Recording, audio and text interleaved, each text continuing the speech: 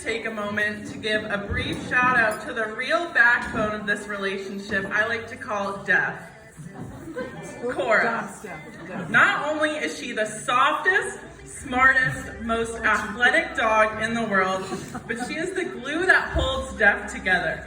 So please join me in raising a figurative glass to Cora. To Cora! I'm not sure where she is, but she'll show up soon. I know it.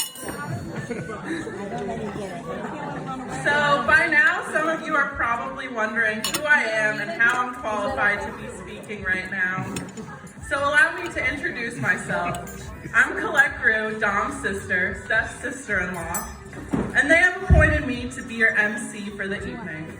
If I look familiar to you, you may recognize me from my hit speech at my sister's wedding last July, which my dad posted on YouTube.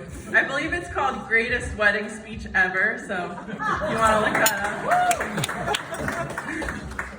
Now, they say opposites attract, but if you know Dom and Steph, it's admittedly difficult to say if this saying applies to them on a surface level. So I'd like to use this time to do some in-depth analysis of possible opposing qualities in their relationship. Let's begin with Exhibit A. Steph compliments Dominic nicely. If it weren't for her, he would be walking around sockless. Steph understands that certain tangible things do not last a lifetime and is willing to replace things that no longer function. Dom, on the other hand, sees something like a sock with a hole in it as an opportunity to improve his sewing skills.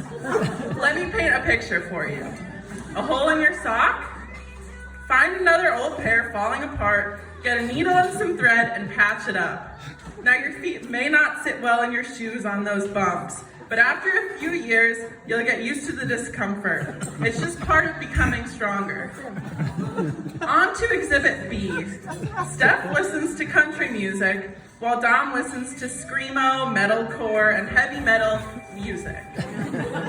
Now, we can joke about this genre of music, but there are some important lessons to be learned from those songs. For example, the group Periphery said it best: life is ruthless and shot full of pain. Am I right, Dom? Essentially, what we can gather from these two instances is that while they are similar on many levels, Dominic is more extreme, while Steph is more rational and mild-mannered, thus balancing out his severity. Although, I should note that this behavioral pattern is likely rooted in the series of hardships that Dom has overcome from an early age. For those of you not familiar with these events, allow me to highlight some of the many misfortunes he's endured. Number one, when he was in middle school, we took a family trip to Friendly's for some ice cream and encountered a homeless woman with oven mitts on her hands begging for money in the parking lot as we were leaving.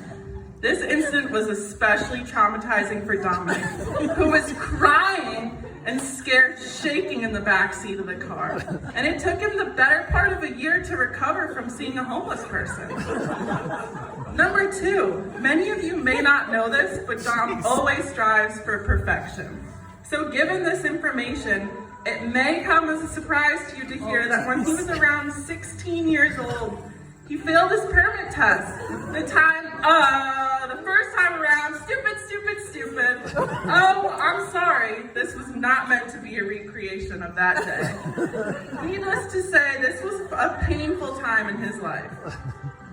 After all of these obstacles that he's been faced with throughout his life, it's just really great to see that he's been able to conquer them and be so happy right now. So on behalf of everyone in our family, I'd like to thank you, Steph, for taking the burden of Dom off our shoulders. You are brave, fearless, and dare I say heroic for taking on this challenge. We couldn't be more thrilled to officially welcome you to our family. To Def!